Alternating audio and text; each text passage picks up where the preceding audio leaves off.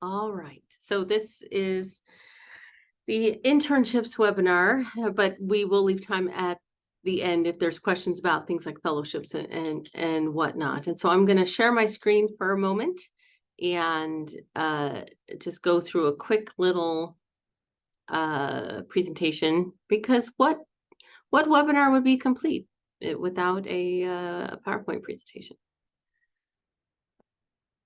All right. And let's see. So is everybody seeing the presentation in the correct format?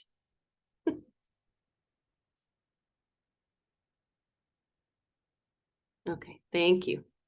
All right, so we're going to just real quick blow through the reason. What we're going to do in this is talk a little bit about NASA and ICC internships, talk about the differences between those. How do you apply for NASA internships, and answer those questions. And the main thing we want to do with this presentation is to sort of take the intimidation out of applying for internships. My experience has been that one of the biggest barriers to Idaho students getting internships is literally not applying. Is that a lot of students just think that, you know, maybe they're not good enough for NASA or whatnot, or maybe their major doesn't apply. And I can tell you right now that NASA needs, you know, people in all different majors and from all different walks of life. And, you know, that it's one of these things, if, you know, you've got to play in order to try to win, that sort of thing. Like you at least put in an application.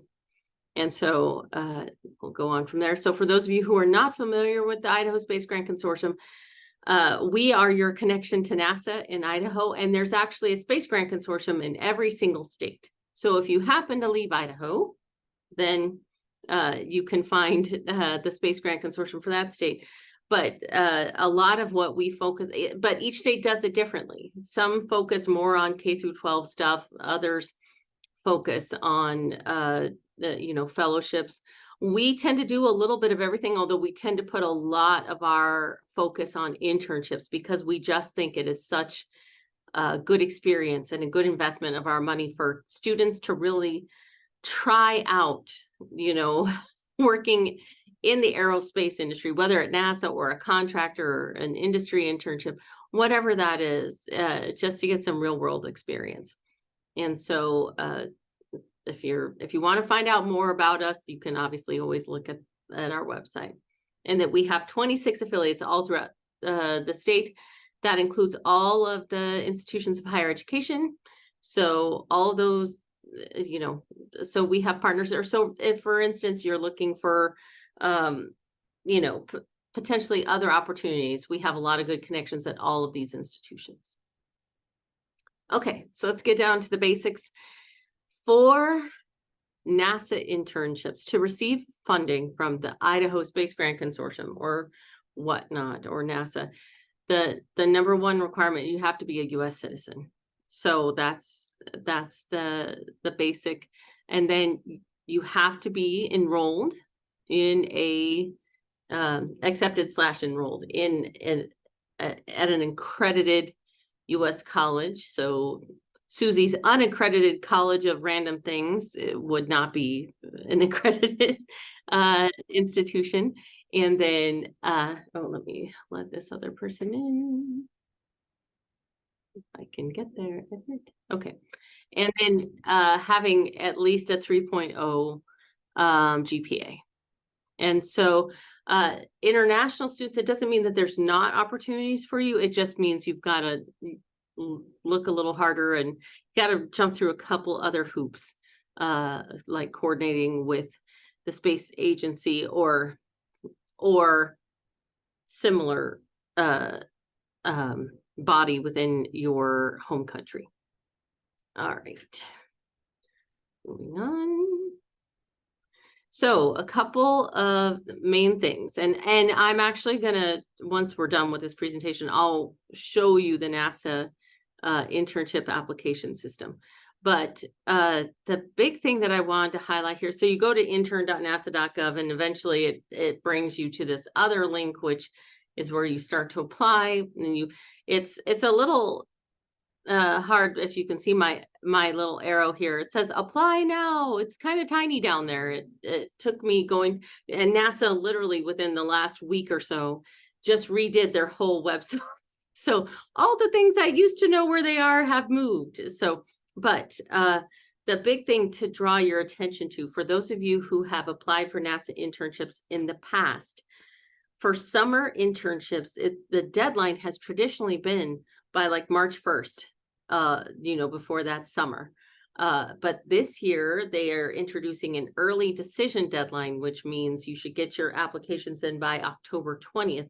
But I think there was a little bit of pushback because a lot of mentors had not yet put in their opportunities for next summer, because over the years, in my experience, most of the mentors would put things in the December, January, and up to February time frame. So I think this year is kind of a transition year, and that's why they also have the rolling decision deadline by February 2nd.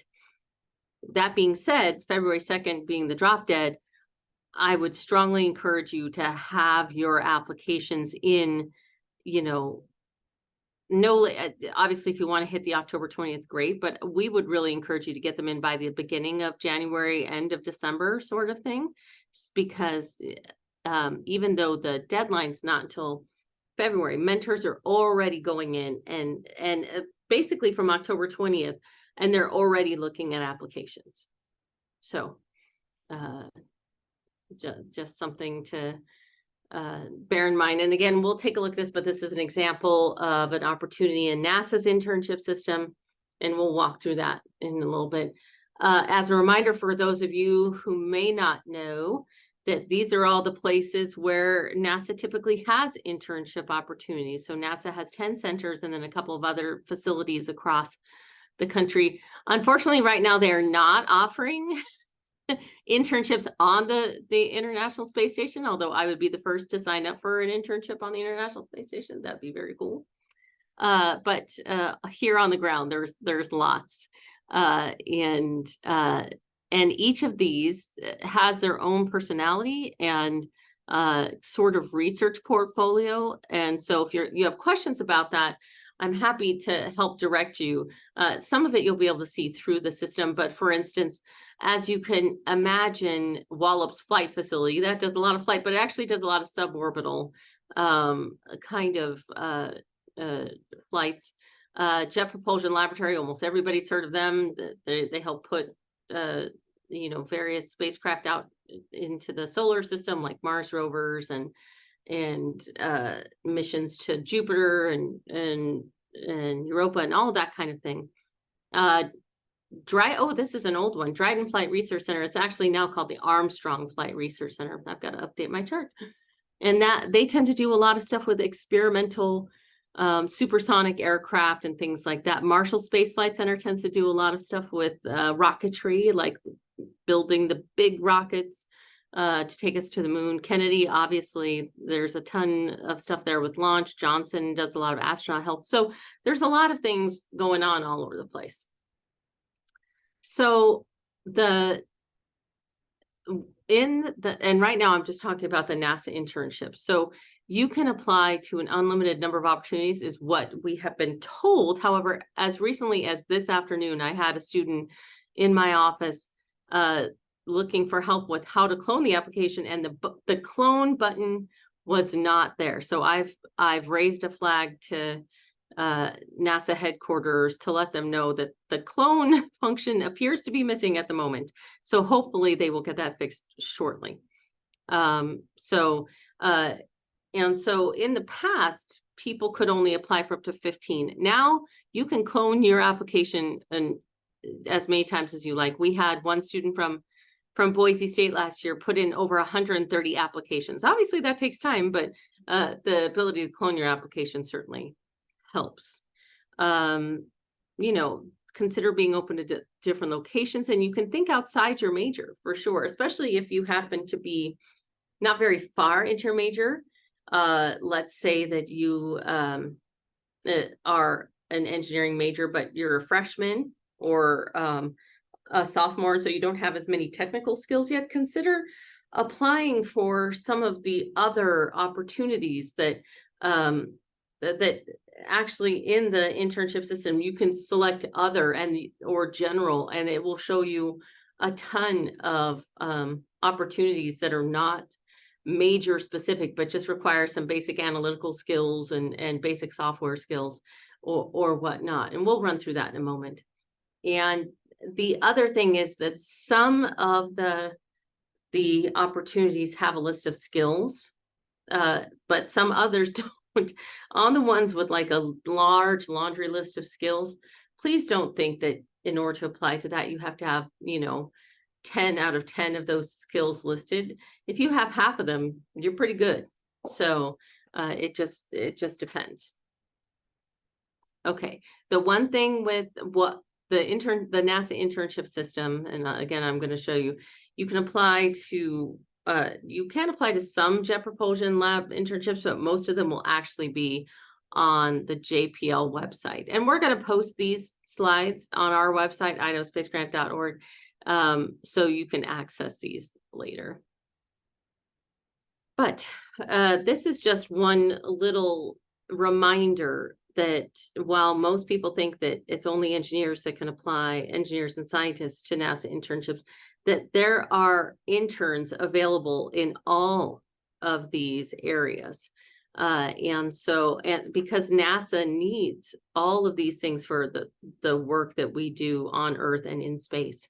And people don't think that, oh, wait, I have an interest in accounting or history or, communications, that there's a lot in there. The other thing that people always ask is, how do we get paid?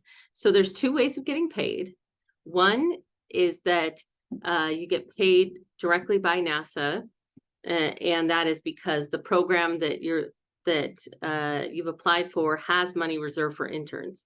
But sometimes a program wants an intern but hasn't set aside money for it. That's where they come and ask us at Idaho Space Grant, because we have a pot of money that we reserve for students to go do internships, specifically in that case where like a program wants an intern but just doesn't have enough money in their budget to do it. So then they'll reach out to us and say, hey, I really like Ainsley for this internship. Do you have funds to support her? And assuming I've got money in that bucket, I will say, absolutely, yes, we got it. The current stipend amounts for a summer internship are seen there, $7,300 and $9,000. However, they're slated to go up, I believe, next summer to $8,200 and $9,900. So we'll let you know on that if you get selected, and then we'll give you that amount then. If you're being paid by us, you usually get it in 2 installments. Most of it at the beginning of the internship and the rest at the end once you've done your final report. And the final report is not exhaustive. It's just meant to, get an idea of what you did. A lot of people ask about housing. There's only a couple of centers that have some on-site housing, but when and if you get an offer from NASA, they will usually give you some resources to say, oh, here are, local colleges that have dorms available, or here's apartment complexes we work with a lot that have housing. There's also a website called thatgirlatnasa.com, and that she has put together a long list of potential housing things by center, because when she was an intern, she didn't find that information easily. So that's something to check out as well. But one thing is, if you get an offer and you're working somewhere and you're having trouble finding housing, please ask the center, or please ask us, because I was just at a national meeting a week and a half ago and found out that there was a student from another state who was working in NASA internship and they couldn't find housing. So they literally camped for their entire internship, but they didn't tell anybody. It's like, please don't do that. Please ask for help. We will try to help you and try to find you some housing. We don't want you to have to camp to do a NASA internship. So there's a couple of other opportunities. We're going to talk about the ISGC opportunities, but another NASA opportunity is called Develop. And Develop is a great uh, program that's kind of focused more on, how NASA looks back at Earth and that kind of thing. So it's focused on remote sensing and whatnot. So obviously the spring deadline has passed, but summer, that application goes until February 23rd next year. And the really great thing about this, it's either for, students or recent graduates or people that are looking to switch careers. You do not have to have experience in remote sensing or GIS or anything like that to do these internships. And it's a really, really cool program.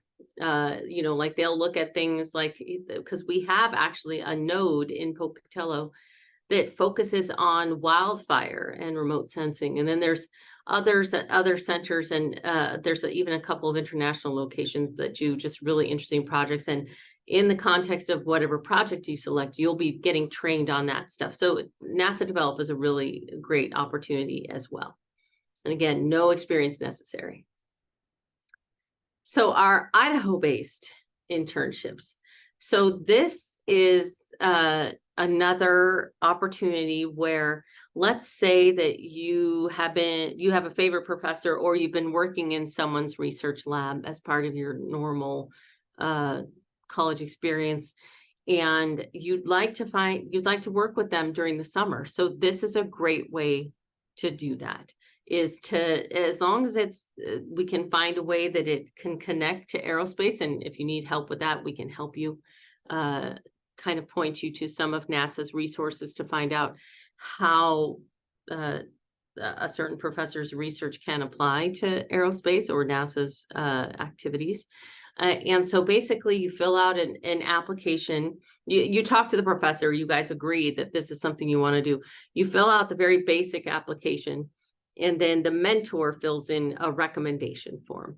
And that recommendation form is more of a way for us to confirm that you guys have talked, because we've occasionally received applications from people who hadn't actually talked to the mentor, and then the mentor goes, I have no idea who this person is. Now, this is last year's application link, and we can show you that, but we'll be posting a new link in December. And so I don't think this is showing. Anyway, we'll look at that in a minute.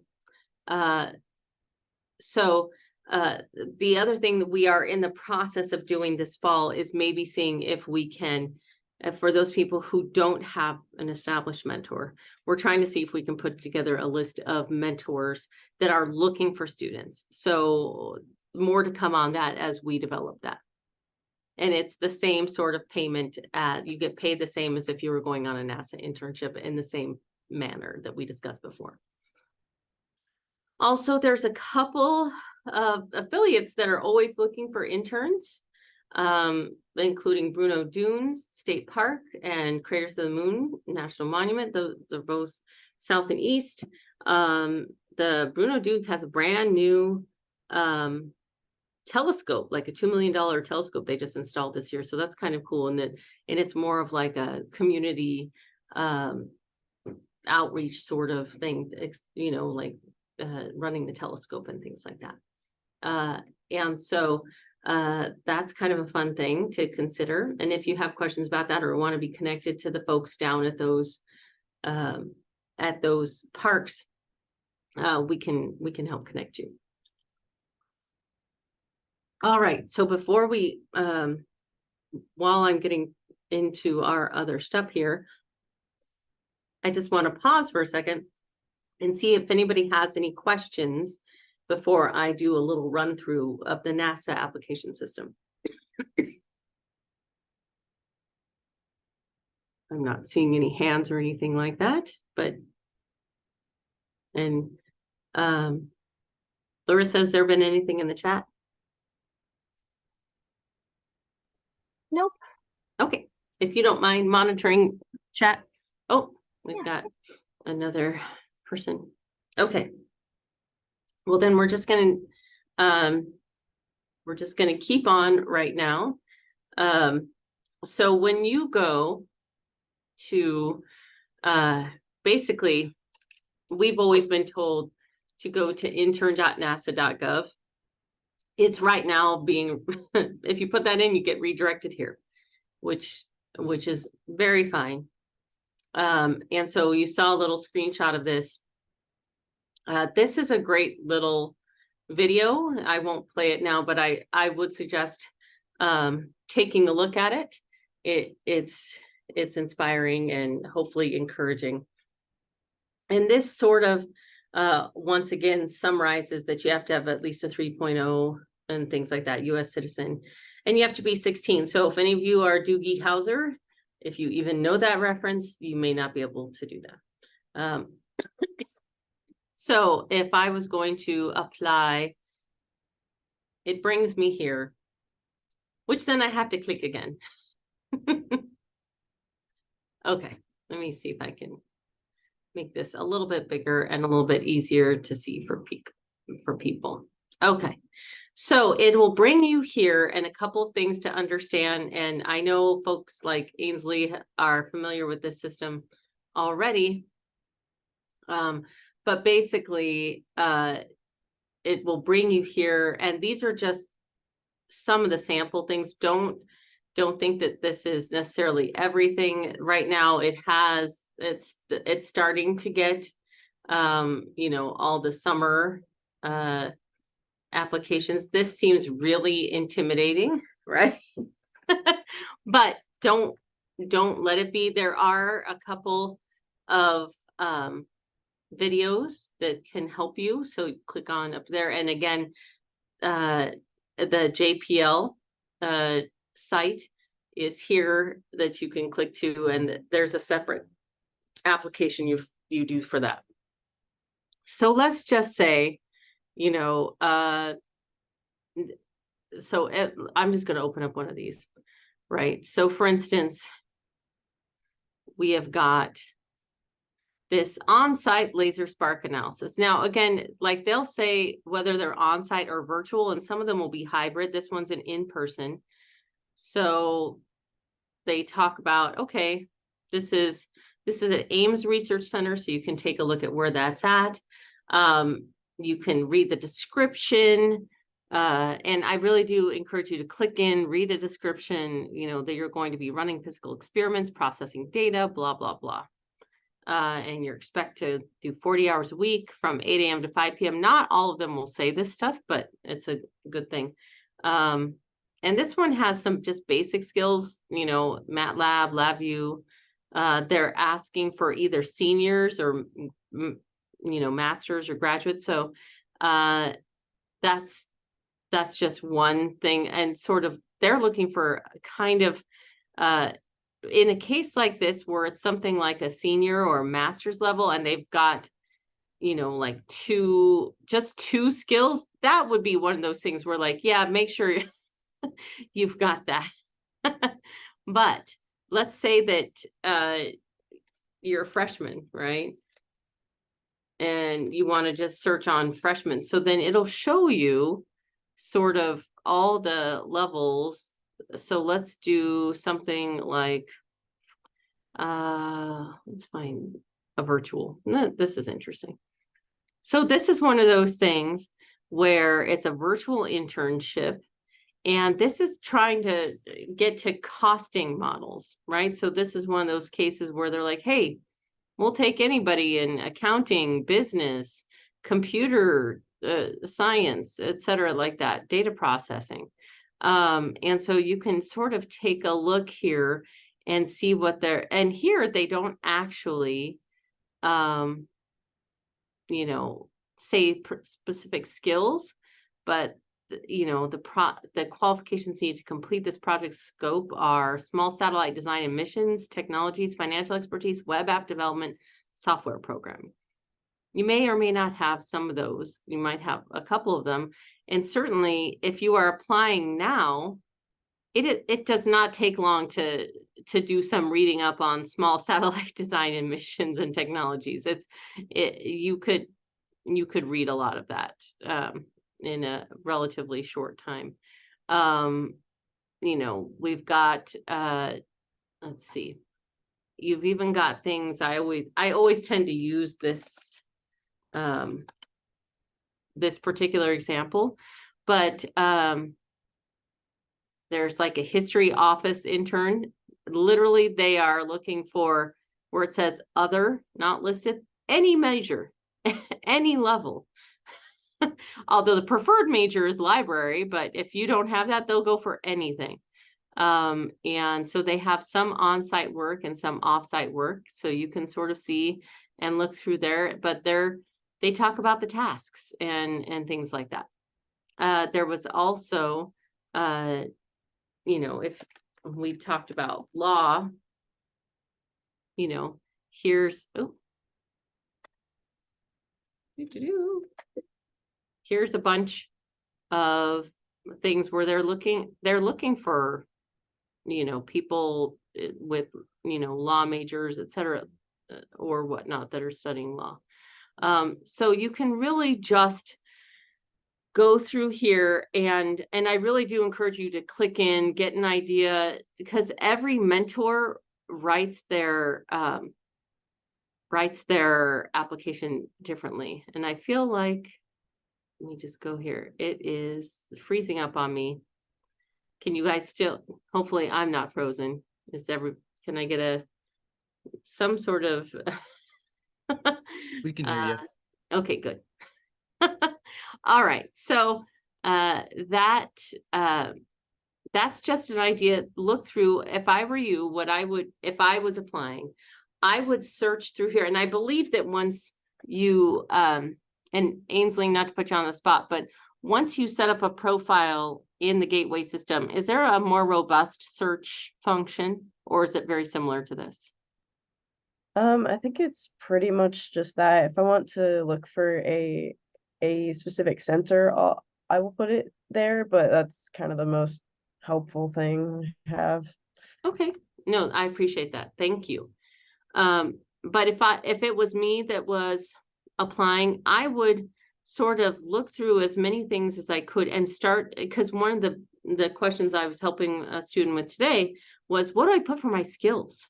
What kind of skills should I have? And sometimes, like I said, sometimes people will say that they want skills, like this one doesn't.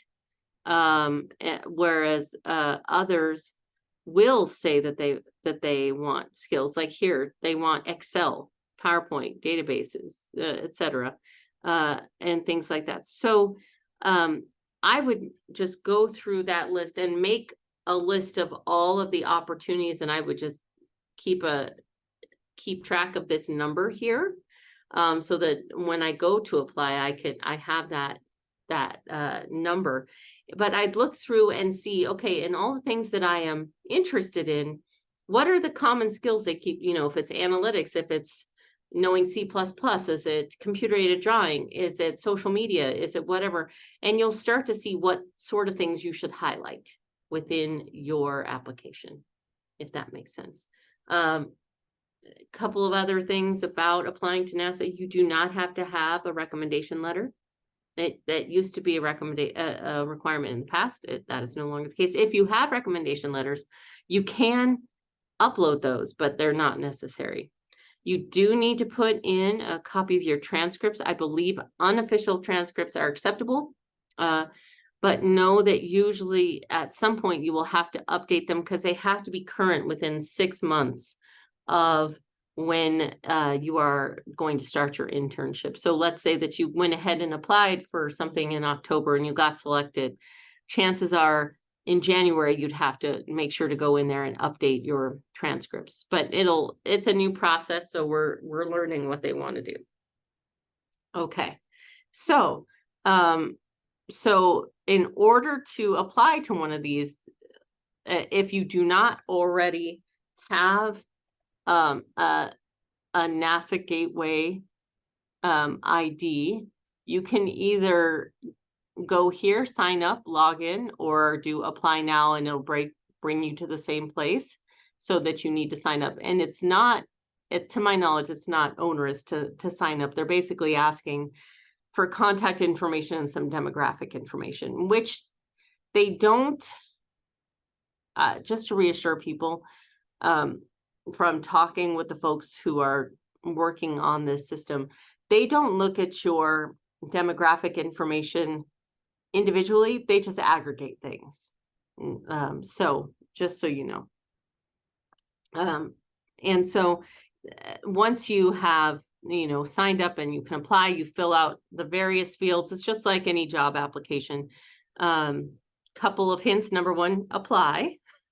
Number two, to make sure that you take it seriously. Like, don't apply for these like you're writing a text. Use proper capitalization and punctuation and things like that. I know it's weird for me to say that, but you wouldn't believe that there are actually students who do that. And and then a resume. If you don't have a resume, we strongly recommend you putting together a resume. And on almost every, if not all, of the institutions of higher education campuses, there are centers to help you with your resume. So let them help you if you need it. All right. So that's a little bit about the NASA system. Before I show you the other things, does anyone have any questions about the NASA gateway system and applying through there? Quick question. Sure. So when so like the application, it's pretty much just what we see here plus the transcript, the resume, and because I remember I looked at applying previously in the past, and there was like a lot more, like a whole bunch of essays you had to write and a couple other things. So is this the same process, or is this something different that's newer? Ainsley, you didn't have to write essays, did you? No, the only thing you have to write is it's under 1,200 characters and it's answering why do you want this internship? And then there's also another section called other experience, where you can talk about like your previous jobs and like volunteer hours. But other than that, you shouldn't have to write. Thank you so much, Ainsley. I appreciate that, because they won't let me do like a dummy application in the system, so I don't get to get in there. And so I sure appreciate that. Yeah, so it's not a ton of essays, and the thing is that bear in mind that, like I mentioned, if you're not very far along in your major, you can, if you happen to be really good at Instagram or whatever is cool now, social media, they actually have programs, communications that are looking for social media savvy interns to help, or even in videography. Or let's say that you happen to be bilingual and are interested in translating some of NASA's content to another language. They have opportunities for that too. So putting those things in, like, because most people think, oh, it's got to be other technical skills, but things like, languages, experience working in a team, or managing a team, or leadership, or other work experiences, all those things are good things to have. So, okay, other questions with regard to NASA's internship system? You said that there's no required letter of rec, so I guess my personal question is, like, does it look better with a letter of rec? It's really up to the individual mentor. And that's a good question, Jackie, that some will look at that. Others are just they'll look at your application and say, do you have the skills? You have the enthusiasm that I'm looking for? Because that's the other thing, is that we've heard often from mentors is that, like, as somebody who has worked with or adjacent to NASA for my entire career, that NASA is really unique in that people are excited to be there. It's for, I think 8 years now, it's been rated the #1 place to work in the federal government. People feel engaged, they love their work. And so they want to see that as well, that you have an interest, because they get excited when other people get excited about what they're doing. So it's really a bunch of people just geeking out over their work. So if you're able to communicate that, that goes, I think, a long way. Sometimes even more than a recommendation letter. So, but it might help if a mentor has 25 people applying for their opportunity, and it might help to put you over the top for a couple, over other students that don't. So that's a possibility. But it's just hard to say necessarily. Sometimes the other thing that'll put you over the top is, like I mentioned,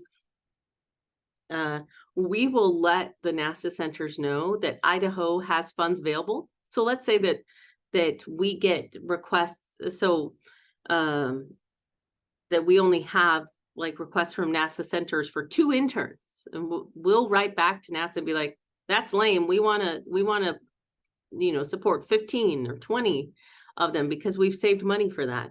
They will send out a note to the NASA mentors at the center saying, oh, by the way, look for Idaho students because Idaho has money. And then that is sometimes something that will bump your application up, is because Idaho really does distinguish itself from other space grants across the country in that we save a lot more money for interns, if that makes sense. So, okay. Quick question based off that. Yeah. So, like, I'm an official Idaho resident, but I'm currently attending school in a different state. So would that still apply in my case, or no? In your case, what state are you in? I'm currently in Utah. Utah. Okay. So Utah Space Grant also supports internships for sure. And we can connect you there. But generally, we try to reserve our internship funds for students that are attending school in Idaho. However, we have had exceptions to that rule. Like if we had excess money and an Idaho permanent resident was reaching out to us. It doesn't happen very often, because usually if you are getting selected for a NASA internship, your state space grant, like Idaho, like Utah, would like to know that and support that if they have the funds available. Yep. Cool. Yeah, no worries. It makes sense. I just figured I should probably ask. No, it's a good question. And I can tell you, the folks at Utah Space Grant, I just sat with them at a meeting last week. They're fabulous. They're fabulous to work with. So if you need us to introduce you, we will absolutely do that. So other questions related to the NASA internship system? And again, Ainsley, I know you put in multiple applications last year, and so it had the clone function, right? Back then? Yeah, I believe it still does. I just turned one in like a week ago that Okay. do it. So the portal has been kind of weird lately though. So Okay. Yeah, because I just had to email them and it was fine. But okay. Yeah, because literally like an hour ago, a student just submitted something and I was like, okay, now you can clone that, but we could not find the clone button anywhere. So is it usually on the submitted page, or do you have to go to a specific page to clone that? It's normally when you start the application, if you've already turned one in, it should have an option to be like, clone this piece, and then it should do it right there, but Perfect. it has some weird issues every once in a while. Yeah, because we tried to start a new application and it didn't come up with the clone thing. I sent a note to headquarters and see what is going on. But thank you for letting us know that. And that is just a good thing for everyone to know, is that, this system is still, being tested in some places. They're working out all the bugs, but they're being super responsive about it. And so if you have an issue, reach out. There's usually a help button, as well as if you can't get any response from somebody, let us know and we'll elevate it. But usually they're really good at responding. So, all right. Like Okay. question about the system. So I noticed at the top of the general page when you were scrolling around that it had another link for JPL. So is that through this gateway, or So is that through its own separate thing? it is its own separate thing right now. So let me just go back here 1 second. So right here, because JPL is just kind of a weird bird because it's considered a, federally funded research and development center that Caltech happens to run. That's why they do a separate application. So you would just hit apply now, and then it shows you which particular things. So let's say you want to do a summer internship there. And then for them, they will just basically have their own thing here. So you do have to create your own sort of a separate thing there. So it kind of sucks that you have to do that. but working at JPL is great. So it's worth the effort. If that makes sense. Did that answer your question, Brian? Yeah, thank you so much. No problem. Okay. Other questions before we move on to the other opportunities? Okay. So the other one we talked about was develop. This is a great, such a cool program. Such a cool program. So you can take a look at, so it has everything, how to apply and everything else like that. And you can look at, now these are for 2024. They'll show the summer ones once they're developed, but you can kind of see, if I can get there. Okay. So whether they're in person or virtual. So there's looking at things like health and air quality, Hawaii climate. Oh, that sucks that you have to go to Hawaii. Things like that. Pocatello, as we talked about. So not all their stuff is fire related. Boston, there's one about Alaska. So even though they're based at a certain center doesn't mean that the research is related to that. So you've got one in North Carolina focused on Brazil, et cetera, et cetera. So it's really interesting, about those lists of opportunities. And so what you basically do is that you apply and you select your projects and things like that. And so it's just a really cool program. So I really recommend that. And if you have questions about it, we can always put you in contact with the guy that's in charge of the developed node in Pocatello. And he is very enthusiastic and would be happy to talk to anybody about that. All right. Now, finally, our Idaho Space Grant Consortium. Oh, I should have asked, were there any questions about the develop opportunities? Okay. So if you come to idahoSpaceGrant.org and go to student resources, see you can get to the NASA Internships one here. Although Larissa, I think we should double check that we're pointing to the right thing now that NASA has updated their website. But if you come here to the Idaho-based internships, this is last year's information. We'll be updating because usually we release the application in December. So you guys are getting a sort of a head start here. And so again, it tells you how much it's available for, but then you can look at our old webinar from last year. But if you go ahead and open up the application, it'll just ask you basic stuff, right? What's your field of study?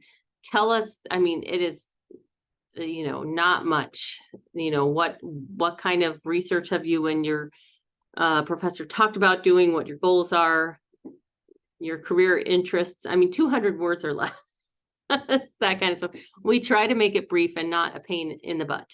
And so just to, you know, it shouldn't take actually too long to fill this out. And then what you basically do is then send this link for your mentor to have them fill out their form, which says, yes, they've talked to you. Yes, you're on the same page, that kind of thing. And as we said, you know, over the next month or two, we're going to be seeing if we can identify other mentors that are interested, that may not have current students, but are interested in taking on students. So we're going to see if we can get a list together like that. Okay. Well, I have done way too much talking. So at this point, I just wanted to open it up for questions and see you know, how else we can help you or whatnot. Does anyone have any other questions about internships or Idaho Space Grant in general?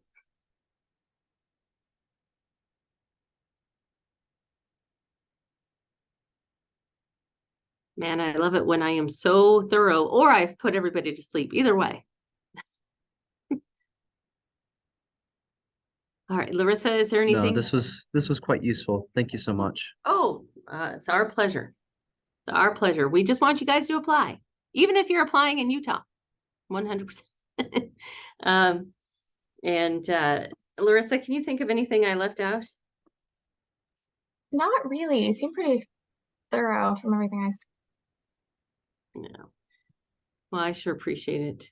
And then I know that who was it? Was there so Brandon, you were also interested in fellowships? Oh, Brandon jumped off. Okay. Well, hopefully he will find out later when we have a fellowship webinar. But okay, well then I will hang on for a couple minutes in case anyone has any questions. I'm going to go ahead and stop the recording. And that way, if anyone has any questions they'd like to ask that does not and don't want to be recorded, then they can do that. Okay.